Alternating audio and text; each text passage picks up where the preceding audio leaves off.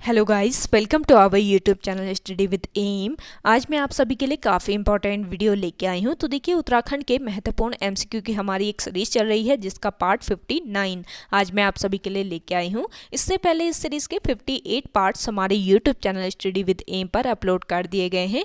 Most important MCQ इन videos में provide कराए गए हैं। जिन लोगों ने इन वीडियो को नहीं देखा है तो हमारे YouTube channel study with M पर विजिट करके देख सकते हैं।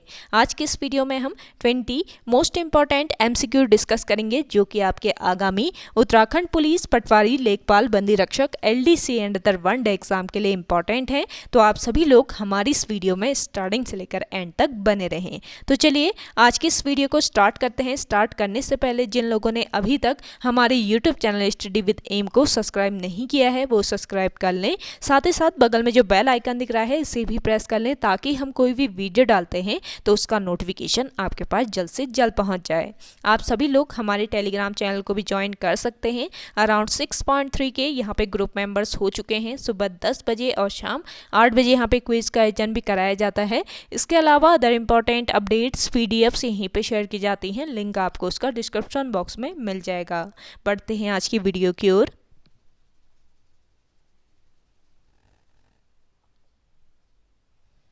इस सीरीज का पहला क्वेश्चन है, कुर्मांचल केसरी के नाम से किसे जाना जाता है। देखिए, कुर्मांचल केसरी के नाम से जाना जाता है बद्रीदत्त पांडे को। ऑप्शन सेकंड इस क्वेश्चन का करेक्ट आंसर है। देखिए, बद्रीदत्त पांडे की जन्म की अगर हम बात करें तो इनका जन्म 15 फरवरी 1882 ईस्वी को कनखल हरिद्वार में हुआ था। कनखल हरिद्वार में इनका जन्म हुआ था, लेकिन इनका जो मूल निवास था ये कहाँ पर था? अल्मोड़ा में इनका मूल निवास था। देखिए, वर्ष 1913 ईस्वी से वे अल्मोड़ा से प्रकाशित अल्मोड़ा अखबार के संपादक बने। बद्रीदत्त पांडे जो थे ये वर्ष 1913 से अल्मोड़ा से प्रकाशित अल्मोड़ा अखबार के संपादक बने वर्ष 1913 ईस्वी में। और देखिए, वर्ष 1918 ईस्वी में अल्मोड़ा अखबार जो था ये तात्कालीन डिप्टी कमिश्नर ने बंद कर दिया था। इसके बाद इन्होंने अल्मोड़ा से किस पत्र का प्रकाशन शुरू किया? शक्ति नामक पत्र का, जो कि एक साप्ताहिक पत्र था। तो शक्ति नामक साप्ताहिक पत्र का प्रकाशन शुरू किया किसने? बद्रीदत्त पांडे ने। इसके अलावा कूली उतार, कूली बेगार व कूली बर्दाश्त आदि प्रथाओं के विरुद्ध आंदोलन में सफल नेतृत्व के लिए इन्हें कुर्मांचल केसरी की पदवी से विभूषित किया गया। स्वाधीनता संग्राम के दौरान बद्रीदत्त पांडे जो हैं ये कितने बार? 5 बार जेल गए। स्वाधीनता संग्राम के दौरान ये 5 बार जेल गए बद्रीदत्त पांडे। और अपने जेल प्रवास में इन्होंने कुमाऊं का इतिहास, अपने जेल प्रवास में इन्होंने कुमाऊं का इतिहास जो पुस्तक थी ये लिखी थी। तो ये ध्यान रखेंगे, अपने जेल प्रवास में इन्होंने कुमाऊं का इतिहास लिखा था। तो ये सारे पॉइंट्स आपको ध्यान में रखने हैं। नेक्स्ट क्वेश्चन है,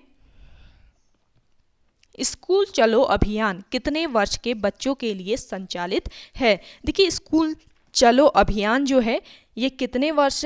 6 वर्ष से लेकर 14 वर्ष तक के बच्चों के लिए संचालित है। ऑप्शन थर्ड इस क्वेश्चन का करेक्ट आंसर है। राज्य में 1 जुलाई 2001 से संचालित स्कूल चलो अभियान का मुख्य उद्देश्य सभी को शिक्षा और सभी को ज्ञान है। और इस अभियान का मुख्य लक्ष्यों में 6 से लेकर 14 वर्ष के बच्चों का 100% नामांकन, बच्चों का विद्यालय में 100% ठहराव और बालिकाओं तथा एससी और एसटी शिक्षा पर विशेष बल, जन समुदाय की भागीदारी है। तो ये पॉइंट ध्यान रखेंगे। नेक्स्ट क्वेश्चन देखिए, देश का प्रथम कृषि विश्वविद्यालय कहाँ स्थापित किया गया है? देखिए, देश का प्रथम कृषि विश्वविद्यालय जो है ये कहाँ पर? पंतनगर में स्थापित किया गया है। ऑप्शन सेकेंड इस क्वेश्चन का करेक्ट आंसर है। गोविंद वल्लभ पंत कृषि प्रौद्योगिकी विश्वविद्यालय पंतनगर में स्थित है। इस विश्वविद्यालय का नाम क्या है? गोविंद वल्लभ पंत कृषि एवं प्रौद्योगिक विश्वविद्यालय, जो कि पंतनगर में स्थित है। देश के इस प्रथम कृषि विश्वविद्यालय की स्थापना कब की गई? 17 नवंबर 1960 ईस्वी को इस विश्वविद्यालय की स्थापना हुई थी। और देखिए, नेहरू जी के द्वारा इसकी स्थापना की गई थी। नेहरू जी के द्वारा इसकी स्थापना की गई थी। और इस विश्वविद्यालय के प्रथम कुलपति कौन थे? Doctor Anthony Parker Stevenson.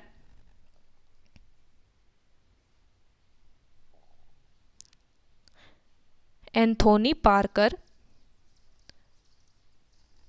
Stevenson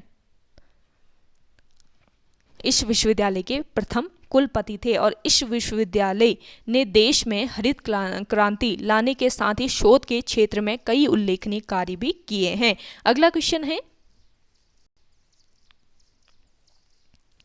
the boys over साप्ताहिक पत्र का प्रकाशन कहाँ से होता है? देखिए, द बॉयज ओवर साप्ताहिक पत्र जो है इसका प्रकाशन होता है कहाँ से? देहरादून से। ऑप्शन 4 इस क्वेश्चन का करेक्ट आंसर है। अगला क्वेश्चन है आपका,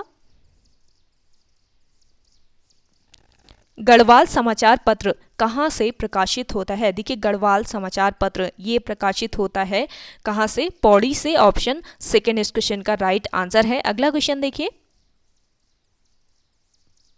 दून कॉलेज की स्थापना किस वर्ष की गई थी? दून कॉलेज की स्थापना की गई थी वर्ष 1935 ईस्वी में। ऑप्शन 3 बिल्कुल करेक्ट आंसर हो जाएगा। देखिए, दून कॉलेज की स्थापना देहरादून में, कहाँ पर? देहरादून में वर्ष 1935 ईस्वी में प्रसिद्ध बैरिस्टर और वायसराय की काउंसिल के सदस्य सतीश रंजन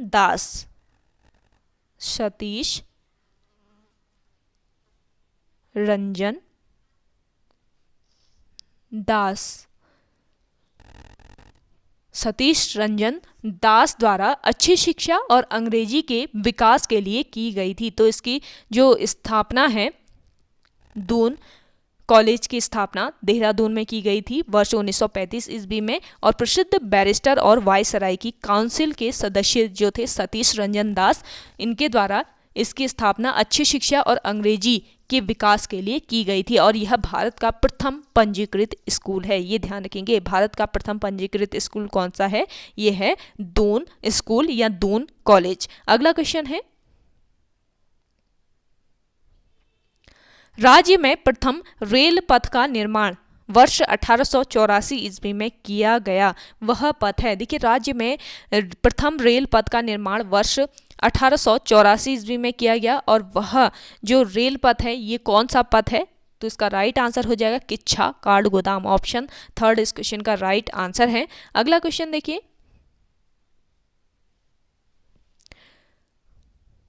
प्रसिद्ध गौचर मेले का आयोजन किस वर्ष किया गया था? देखिए, प्रसिद्ध गौचर मेले का जो आयोजन है ये किस वर्ष किया गया? वर्ष 1943 ईस्वी में किया गया। ऑप्शन 2 बिल्कुल करेक्ट आंसर हो जाएगा। देखिए, चमोली जिले में ऐतिहासिक एवं सांस्कृतिक केंद्र गौचर में लगने वाला यह औद्योगिक एवं विकास मेला वर्ष 1943 में गढ़वाल के तत्कालीन डिप्टी कमिश्नर कौन थे? बर्नेडी थे। तो इन्होंने यह मेला शुरू किया था, इसकी शुरुआत की थी तत्कालीन डिप्टी कमिश्नर बर्नेडी के द्वारा। और उस समय इस मेले का उद्देश्य सीमांत क्षेत्रवासियों को क्रय विक्रय का एक मंच उपलब्ध कराना था। और वर्तमान में जवाहरलाल नेहरू के जन्मदिन पर शुरू होने वाले इस ऐतिहासिक मेले में उत्तराखंड के विकास से जुड़ी विभिन्न संस्कृतियों का खुलकर प्रदर्शन किया जाता है। अगला क्वेश्चन देखिए, आज का ये सेशन आपको पसंद आ रहा है तो ज़्यादा से ज़्यादा लाइक कर लीजिएगा, शेयर कीजिए अपने दोस्तों के साथ। और जिन लोगों ने अभी भी हमारे YouTube channel study with M को सब्सक्राइब नहीं किया है वे लोग ज़रूर सब्सक्राइब कीजिएगा और ज़्यादा से ज़्यादा सेशन को शेयर करते रहिएगा। और कमेंट सेक्शन में कमेंट करके बताइएगा आज का ये सेशन आपको कैसा लग रहा है। अगला देखिए, मानेश्वर का मेला किस जनपद में लगता है? मानेश्वर का जो मेला है ये किस जनपद में लगता है? चंपावत जनपद में। ऑप्शन 1 बिल्कुल करेक्ट आंसर है। देखिए, चंपावत के मायावती के पास मानेश्वर नामक चमत्कारी शिला के समीप इस मेले का आयोजन होता है। और इस पत्थर के पूजन से पशु, विशेषकर दुधारू पशु स्वस्थ रहते हैं, ऐसी यहाँ पर मान्यता है। अगला क्वेश्चन है आपका,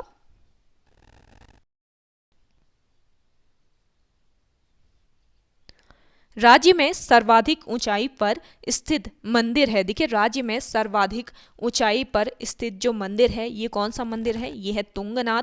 ऑप्शन सेकंड इस क्वेश्चन का करेक्ट आंसर है। देखिए तुंगनाथ मंदिर की समुद्र तल से ऊंचाई की अगर हम बात करें तो समुद्र तल से इसकी ऊंचाई 3680 मीटर है। और देखिए ऊखी मठ गोपेश्वर मार्ग पर 30 किलोमीटर की दूरी पर चंद्रशिला पर्वत के शिखर पर स्थित है तुंगनाथ मंदिर। और तुंगनाथ में भगवान शिव के हाथों की पूजा होती है। ध्यान रखिएगा, भगवान शिव के हाथों की पूजा कहाँ पर होती है, तुंगनाथ में होती है। और पंच केदार में इसे तृतीय केदार, तुंगनाथ को पंच केदारों में तृतीय केदार कहा जाता है। और शीतकाल में तुंगनाथ की जो पूजा होती है ये कहाँ पर होती है, मक्कू मठ में।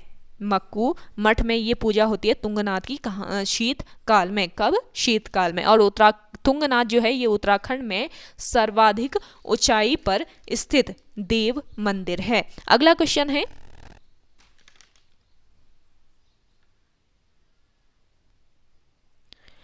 दूनागिरी मंदिर की स्थापना कब हुई थी। देखिए दूनागिरी जो मंदिर है इसकी स्थापना हुई थी, कब हुई थी, वर्ष 1180 ईस्वी में। ऑप्शन फर्स्ट इस क्वेश्चन का करेक्ट आंसर है। सेशन पसंद आ रहा है तो सेशन जरूर शेयर कीजिए अपने दोस्तों के साथ, अपने व्हाट्सएप ग्रुप्स में। डेली आपको ये सेशन प्रोवाइड कराया जा रहा है। कुछ दिनों से स्किप हो रहा है, थोड़ा गैप हो रहा था, लेकिन आज से कंटिन्यूसली ये क्लास आपकी चलेगी रात को 8 बजे। और आपको आज 5 बजे फॉरेस्ट गार्ड स्पेशल मॉक जो प्रैक्टिस सेट है वो भी प्रोवाइड कराया गया था। जिन लोगों ने नहीं देखा है तो वो हमारी YouTube channel study with M पर विजिट करके देख सकते हैं। और जो आपकी ये वाली सीरीज़ है 8 बजे वाली सीरीज़ जो डेली चलती है, इसका अलग से प्लेलिस्ट भी बना दिया गया है हमारे YouTube channel study with M पर, आप विजिट करके देख सकते हैं इसका प्लेलिस्ट। उत्तराखंड टॉप 20 MCQ के नाम से इसका जो प्लेलिस्ट है वो बनी हुई है, तो आप देख सकते हैं। बाकी जो पार्ट हैं वो भी इसमें अपलोड कर दिए गए हैं। आपको इसमें 59 पार्ट, अभी तक ये 59वां पार्ट है, तो 59 आपको पार्ट प्रोवाइड कराए गए हैं। तो पुराने पार्ट्स जिन लोगों ने नहीं देखे हैं वो ज़रूर देखिएगा, काफ़ी इंपॉर्टेंट एंड इंटरेस्टिंग क्वेश्चन आपको उसमें प्रोवाइड कराए गए हैं। तो चलिए नेक्स्ट क्वेश्चन देखते हैं। नेक्स्ट क्वेश्चन क्या था आपका, दूनागिरी मंदिर की स्थापना कब हुई। 1180 में दूनागिरी मंदिर की स्थापना हुई थी। देखिए दूनागिरी मंदिर जो है ये द्वाराहाट से 14 किलोमीटर की दूरी पर स्थित है। और पुराणों के अनुसार दूनागिरी ही द्रोणांचल पर्वत है। दूनागिरी ही कौन सा पर्वत है, द्रोणांचल पर्वत है। और देखिए यह मंदिर वैष्णवी शक्तिपीठ है। जो आपका दूनागिरी मंदिर है ये वैष्णवी शक्तिपीठ है। इस मंदिर की स्थापना वर्ष 1183 में हुई थी। 1180 में इसकी स्थापना हुई थी। ये आप पॉइंट ध्यान रख लीजिए, नोट कर लीजिए इसको। चलिए अगला क्वेश्चन है आपका,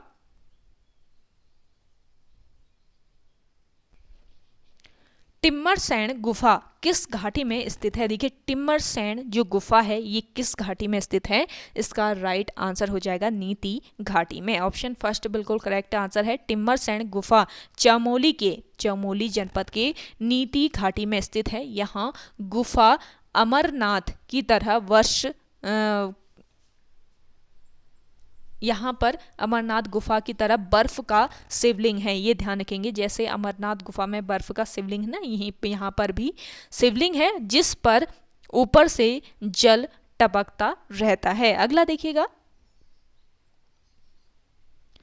किस ताल की आकृति गोल है। आपके सामने 4 ताल दिए हुए हैं, आपको बताना है कि कौन सा ऐसा ताल है जिसकी आकृति गोल है। तो इसका राइट जो आंसर हो जाएगा ये क्या हो जाएगा, झिलमिल ताल की आकृति गोल है। ऑप्शन सेकंड बिल्कुल करेक्ट आंसर है। झिलमिल तथा चंपावत, झिलमिल ताल जो है ये किस जिले में स्थित है, ये आपके हैं चंपावत जिले में स्थित है झिलमिल ताल। और यह ताल टनकपुर ब्रह्मदेव से लगभग 5 किलोमीटर की दूरी पर स्थित है। झिलमिल ताल की परिधि लगभग 2 किलोमीटर है और इस ताल की आकृति गोल है। और जल का रंग कैसा है? जल का रंग है नीला। अगला क्वेश्चन है, शीतकाल में यमुनोत्री माता के दर्शन होते हैं। देखिए शीतकाल में यमुनोत्री माता जो है इनके दर्शन कहाँ पर होते हैं? इसका राइट आंसर हो जाएगा खरसाली, उत्तरकाशी में। उत्तरकाशी के खरसाली में शीतकाल में यमुनोत्री माता के दर्शन होते हैं। देखिए यमुनोत्री उत्तर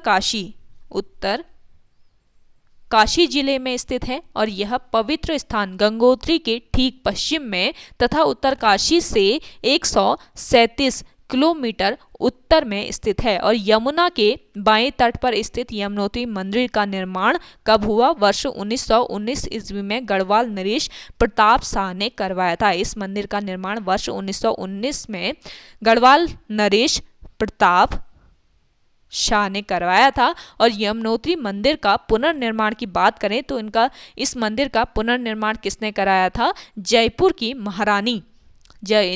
की महारानी खनेती ने इसका पुनर्निर्माण करवाया था। अगला क्वेश्चन है,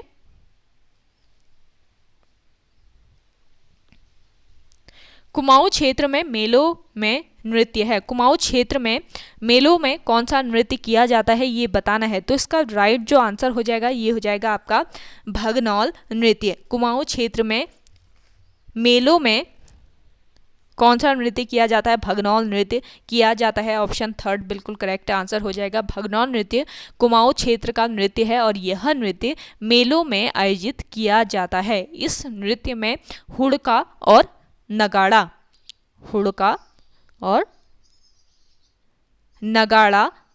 प्रमुख वाद्य यंत्र होते हैं। अगला क्वेश्चन है, राज्य में सबसे सफल संगीत निर्देशक हैं। देखिए राज्य में सबसे सफल संगीत निर्देशक कौन है? इसका राइट आंसर हो जाएगा नरेंद्र सिंह नेगी। ऑप्शन फर्स्ट बिल्कुल करेक्ट आंसर है। देखिए नरेंद्र सिंह नेगी का जन्म वर्ष 1949 ईस्वी को कहाँ पर हुआ था? पौड़ी में इनका जन्म हुआ था। और देखिए 70 के दशक ये गढ़वाली गीत लेखन एवं गायन से जुड़े तथा गढ़वाली लोक गीतों के सिरमौर ये बने थे। अनेक पुरस्कारों से सम्मानित जो नेगी हैं तो इन्होंने 200 से अधिक गीतों को गाया है और गीतों के 30 कैसेट्स के अतिरिक्त फिल्मों में उन्होंने गीत संगीत का निर्देशन भी किया है। अगला क्वेश्चन है, खतलिंग ग्लेशियर कहाँ पर स्थित है? देखिए खतलिंग जो ग्लेशियर है ये किस जनपद में? टिहरी जनपद में स्थित है। ऑप्शन 2 बिल्कुल करेक्ट आंसर हो जाएगा। खतलिंग ग्लेशियर भिलंगना नदी का उद्गम स्थल है। खतलिंग जो ग्लेशियर है ये किस नदी का? भिलंगना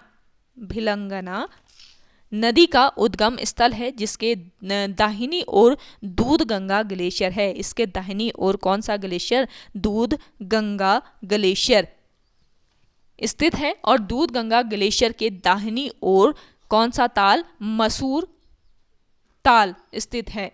तो ये भी आप ध्यान रखेंगे जो कि खतलिंग ग्लेशियर से 6 किलोमीटर की दूरी पर स्थित है। अगला क्वेश्चन है,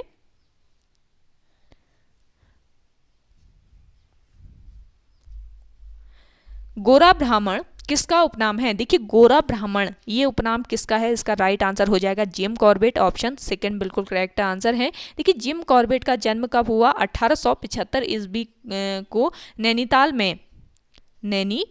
में जिम कॉर्बेट का जन्म हुआ। जिम कॉर्बेट एक अच्छे शिकारी, पर्यावरण प्रेमी व महान लेखक थे और एडवर्ड जिम की प्रथम पुस्तक मैन ईटर ऑफ कुमाऊं थी। ये ध्यान रखेंगे।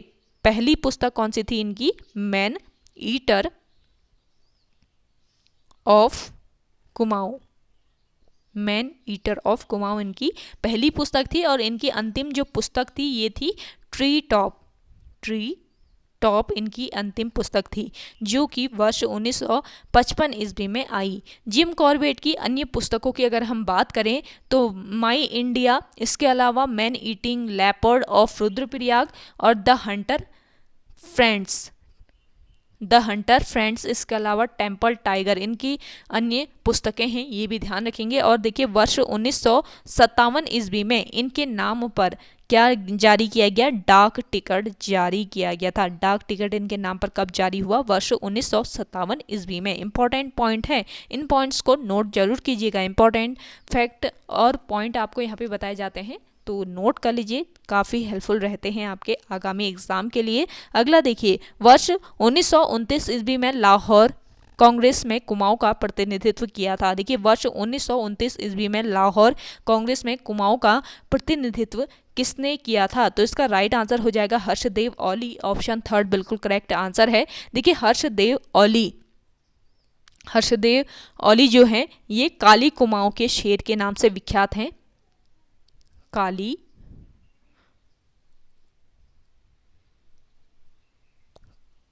कुमाऊं के शेर के नाम से ये विख्यात हैं, हर्षदेव औली। तो काली कुमाऊं के शेर के नाम से विख्यात हर्षदेव औली का जन्म 4 मार्च 1890 ईस्वी को ग्राम खेती खान, चंपावत के खेती खान में इनका जन्म हुआ था। तो ये ध्यान रखेंगे, खेती खान गांव में इनका जन्म हुआ हर्षदेव औली का। चलिए, लास्ट क्वेश्चन है आज के सेशन का। ग्लोगी जल विद्युत परियोजना से विद्युत का उत्पादन कब शुरू हुआ था? ग्लोगी जल विद्युत परियोजना, इससे विद्युत का जो उत्पादन है ये कब शुरू हुआ था? इसका राइट आंसर हो जाएगा वर्ष 19 मई वर्ष 1909 ईस्वी में। ऑप्शन फर्स्ट बिल्कुल करेक्ट आंसर हो जाएगा। ग्लोगी जल विद्युत परियोजना 500x2 किलोवाट क्षमता वाली लघु जल विद्युत परियोजना है और इसकी स्थापना कहाँ पर? मसूरी में। इसकी स्थापना मसूरी में भट्टा फॉल पर की गई थी। इस परियोजना से विद्युत उत्पादन 24 मई 1909 को शुरू हुआ था और यह मसूरी के बाद देश का दूसरा और उत्तर भारत का पहला विद्युत संयंत्र था। ये ध्यान रखेंगे, सॉरी, मैसूर के बाद, ये मैसूर के बाद देश का दूसरा और उत्तर भारत का पहला विद्युत संयंत्र था। कौन सा? ग्लोगी जल विद्युत संयंत्र। तो ओके गाइस, आज की इस सेशन में इतना ही। आई होप आपको आज का ये सेशन पसंद आया होगा। अगर आज का ये सेशन आपको पसंद आता तो वीडियो को लाइक जरूर कीजिएगा, शेयर कीजिए, और जिन लोगों ने अभी तक हमारे YouTube channel study with M को सब्सक्राइब नहीं किया है वो सब्सक्राइब कर लीजिए। चलिए, मिलते हैं एक नई इंटरेस्टिंग वीडियोज़ के साथ, तब तक के लिए धन्यवाद।